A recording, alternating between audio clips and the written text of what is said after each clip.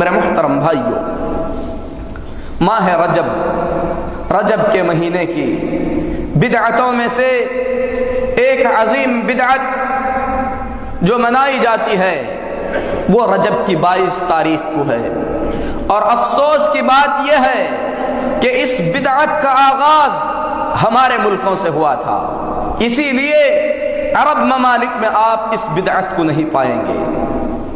یعنی رجب کے مہینے میں امام جعفر صادق رحمت اللہ علیہ کے نام پر لوگ کنڈے بناتے ہیں۔ کنڈوں کی یہ رسم ہندوستان سے شروع ہوئی، اور یہ رسم کوئی بڑی پرانی رسم نہیں بلکہ ایک نئی رسم ہے۔ اللہ کے دین سے اس رسم کا کوئی تعلق نہیں ہے۔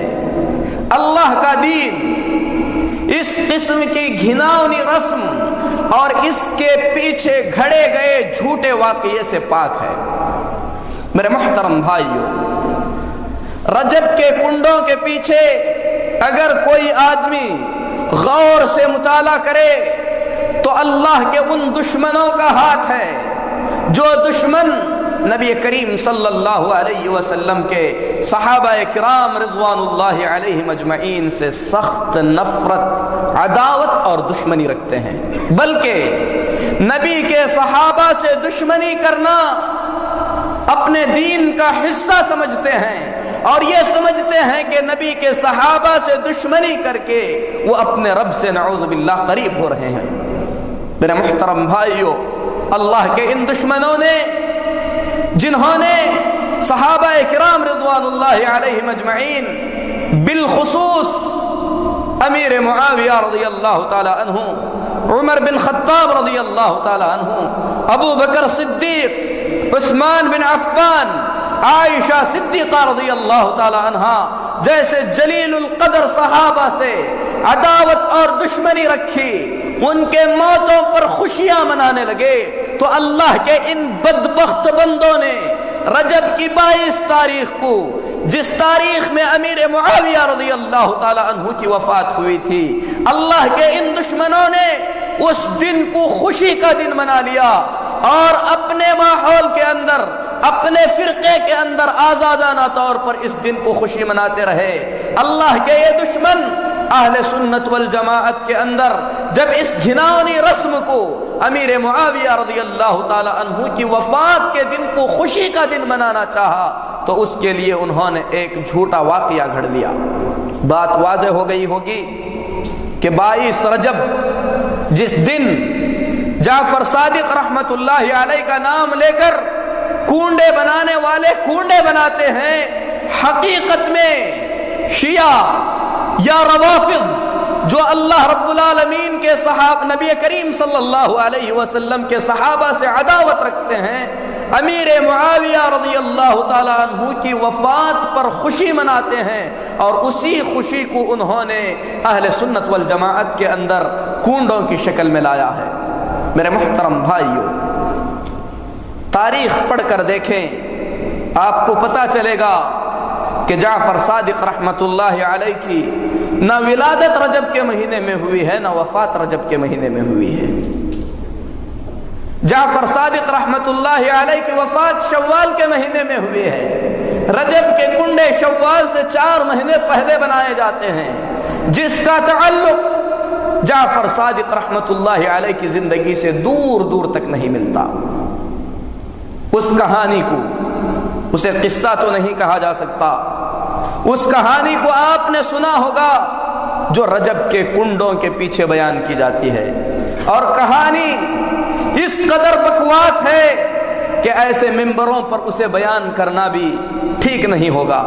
لکڑہارے کے کہانی سے مشہور ہے، ایک لکڑہارا جو انتہائی مجبور تھا، وہ اور اس کی بیوی وزیر کے بستی میں رہتے تھے، اور یہ جان لینا چاہیے کہ مدینہ طیبہ کے اندر نہ کبھی کوئی بادشاہ رہا ہے، نہ کوئی وزیر رہا ہے۔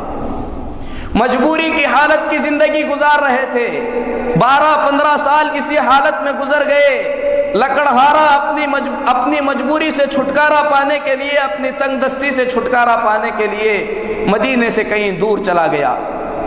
لکڑہارے کی بیوی پریشان ہو گئی، وزیر کے گھر میں جھاڑو دینے لگی۔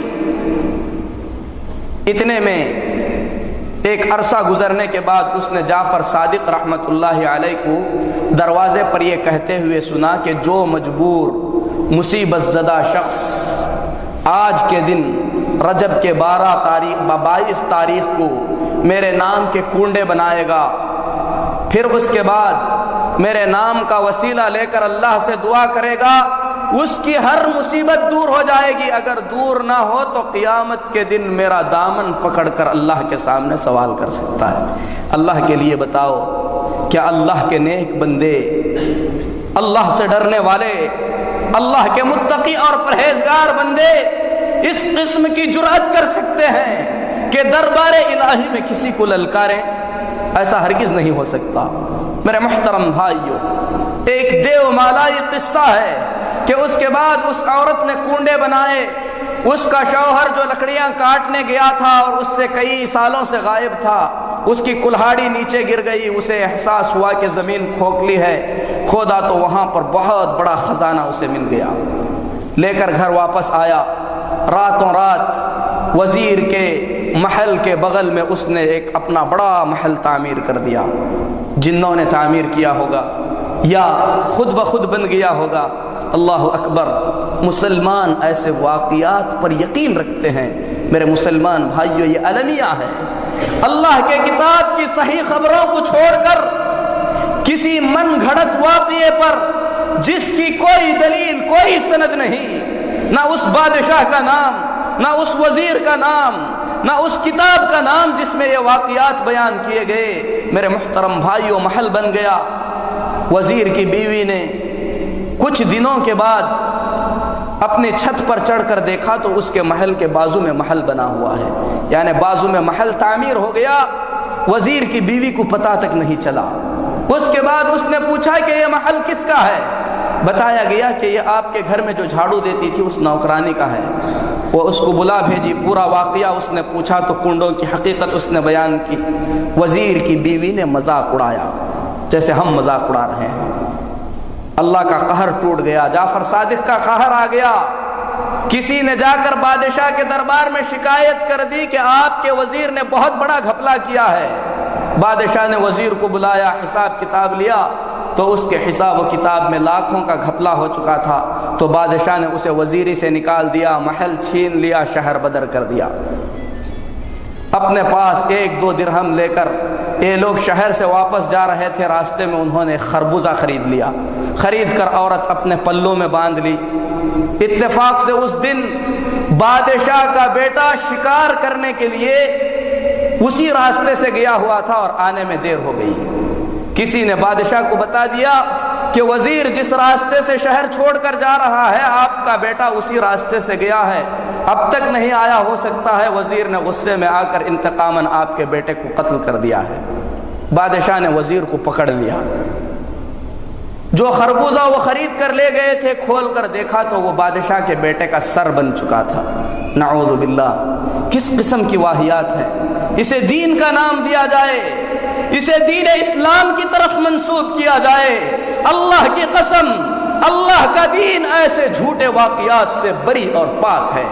جو دین اللہ رب العالمین نے محمد الرسول اللہ صلی اللہ علیہ وسلم پر نازل فرمایا ہے، میرے مسلمان بھائیوں، وہ دین حقیقت پر مبنی ہے۔